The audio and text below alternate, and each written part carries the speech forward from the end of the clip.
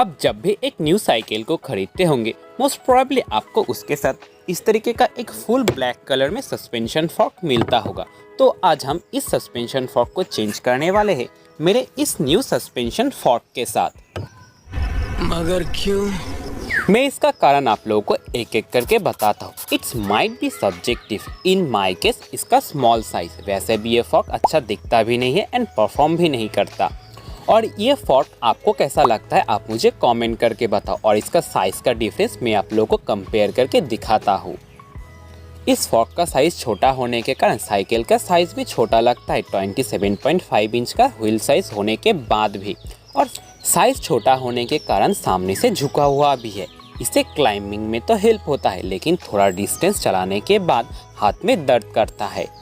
Okay, मैं आप लोगों को एक सीक्रेट बताता हूँ। अगर आपके पास एक 26 इंच का बाइक है और आपको लगता है वो आपके लिए छोटा है तो आप अपने एक साइज बड़े सस्पेंशन फॉर्क में अपग्रेड कर लो। लाइक 26 का है तो एक 27.5 के फॉर्क में अपग्रेड कर लो, और 27.5 का है तो एक 29 के फॉर्क में अपग्रेड कर लो। लेकिन 29 वालों के लिए कोई ऑप्शन नहीं है, वो लोग एक लॉन्गर ट्रैवल फॉर्क में अपग्रेड कर सकते हैं।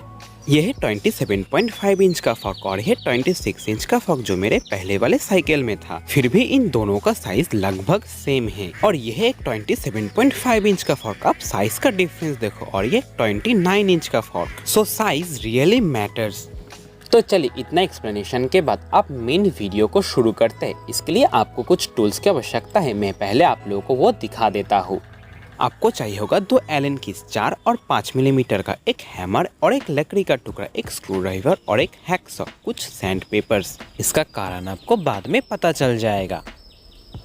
और आप कोई सा भी डिग्रीजर ले लो, जैसे WD-40, पेट्रोल, डीजल, केरोसिन, किसी का भी यूज करो। और आपको आवश्यकता है एक स्टारनट और एक क्राउन रेस का। आप इसे पुराने फॉर्क में से निकाल सकते हो, बट स्टारनट रियूजेबल नहीं है। अगर आप इसे निकालोगे तो ये क्रैक कर जाएगा या बेंड हो जाएगा, तो आप इसे रीयूज नहीं कर सकते हो। क्राउन रेस को निकालने के लिए एक स्क्रू ड्राइवर को इसके नीचे रख के चारों दिशाओं में समान तरीके से हैमरिंग करना होगा, और ये कुछ देर में ही निकल आएगा। बट मेक श्योर दैट इसमें कोई क्रैक या चिपिंग नहीं है, अगर है तो आप इसे रीयूज नहीं कर सकते हो।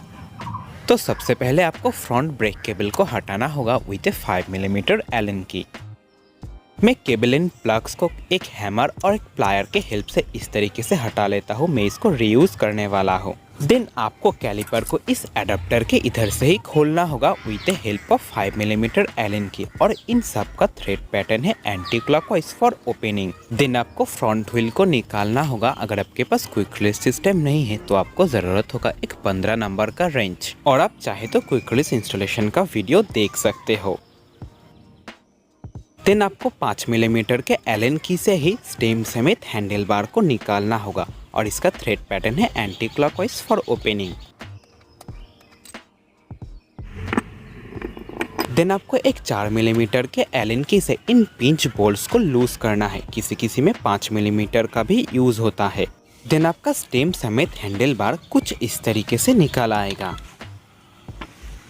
ओके, जब आप इन हेडसेट स्पेसर्स को खोले तब कुछ फोटोज क्लिक कर ले। ये आपको बाद में हेल्प करेगा हेडसेट को वापस असेंबल करने में, नहीं तो आपको बाद में कंफ्यूजन होगा। ओके, अब आपको स्टीयर ट्यूब के ऊपर एक लकड़ी का टुकड़ा रख के कुछ इस तरीके से हैमरिंग करना है। इससे आपको हेडसेट को निकालने में आसानी होगा। यह है आपका कंप्रेशन रिंग और इसे कहते हैं अपर रेस,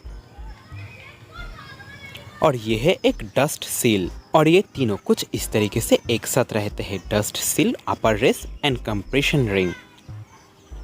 अगर आप बिगिनर हो तो आप इन सब का कुछ फोटोज क्लिक कर ले, स्पेशली इन बॉल बेयरिंग्स का, क्योंकि ये बहुत इंपॉर्टेंट है अपने हेडसेट को एकदम ठीक ठाक कार्य करने के लिए। अब मैं पुराने फॉर्क को कुछ इस तरीके से हटा लेता हूँ। ये काम आपको बहुत सावधानी से करना होगा। ओके, अब आपको इन बेयरिंग्स को निकालना है। आप इन बेयरिंग्स को एक साफ और सुरक्षित जगह पे रखें, और अब ध्यान रखें इन बेयरिंग्स के डायरेक्शन का। और ये एकदम सही समय है अपने हेडसेट को सर्विस करने के लिए। हेडसेट सर्विस का एक डेडिकेटेड वीडियो मेरे चैनल पे है, आप चाहे तो उसे देख सकते हो, लिंक मैं डिस्क्रिप्शन में दे रहा हूँ। आप किसी भी डिग्रीजर जैसे WD-40, पेट्रोल, डीजल, केरोसिन किसी एक का प्रयोग करें। देन बियरिंग्स को कुछ इस तरीके से हिला के कुछ देर के लिए छोड़ दे, तो ये अपने आप ही साफ हो जाएगा। अब तक मैं क्राउन रेस को लगा लेता हूँ, बट उससे पहले आपको ग्रीस का अप्लाई करना होगा ताकि मेटल में फ्रिक्शन कम हो। क्राउन रेस को लगाने के समय आपको ध्यान रखना होगा जिस जगह पे बॉल बेयरिंग घूमता है उधर किसी भी प्रकार का डैमेज नहीं होना चाहिए। आप इसे एक स्क्रू ड्राइवर के हेल्प से भी लगा सकते हो, but it's difficult and dangerous also. इसलिए आपको चाहिए होगा एक मेटल पाइप, और इस पाइप के टुकड़े का इनर रेडियस होना चाहिए 3.6 to 7 सेंटीमीटर।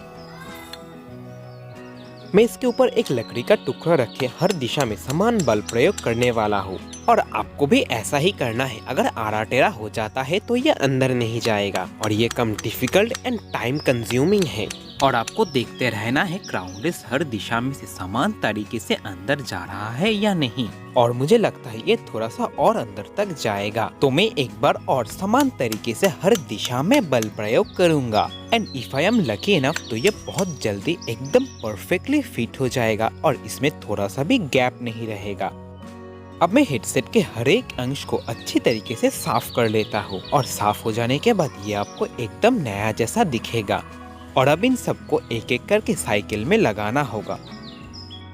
सबसे पहले आपको लगाना है डस्ट कैप को, देन आपको लगाना है बॉल बेयरिंग्स को। इसका डायरेक्शन बहुत इंपॉर्टेंट है, तो आपको इस बात का ध्यान रखना होगा। बॉल बेयरिंग्स ऊपर की तरफ दिखता रहना चाहिए, इसका उल्टा बिल्कुल नहीं। और अब आपको फॉर्क को हेड ट्यूब में लगाना है, और ये काम आप थोड़ा सावधानी से करो।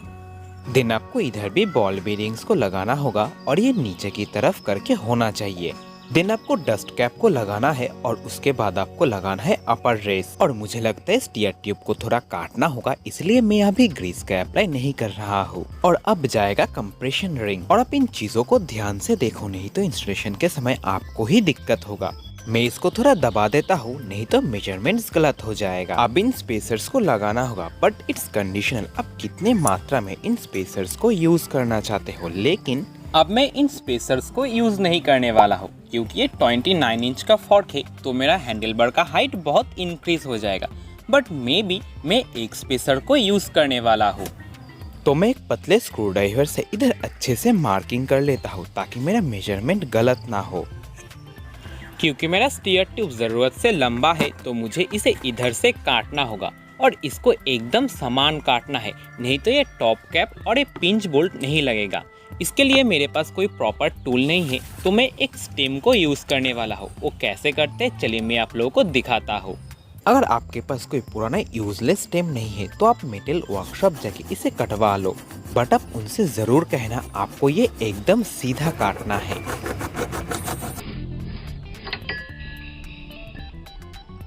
कट हो जाने के बाद आपको एक फाइल या सैंड पेपर से इसके हर एक शार्प एजेस को घिस के एक राउंड शेप देना है, नहीं तो आपका स्टेम स्पेसेस ठीक से स्मूथली अंदर नहीं जाएगा। और आप इसे इस तरीके से चेक कर लो अपने उंगली को ऊपर घुमा के। फॉर्क इंस्टॉलेशन में कुछ मुश्किल कामों में से एक है इस स्टार नट को लगाना, क्योंकि आपको इसे एकदम सीधा स्टीयर ट्यूब के अंदर डालना होता है।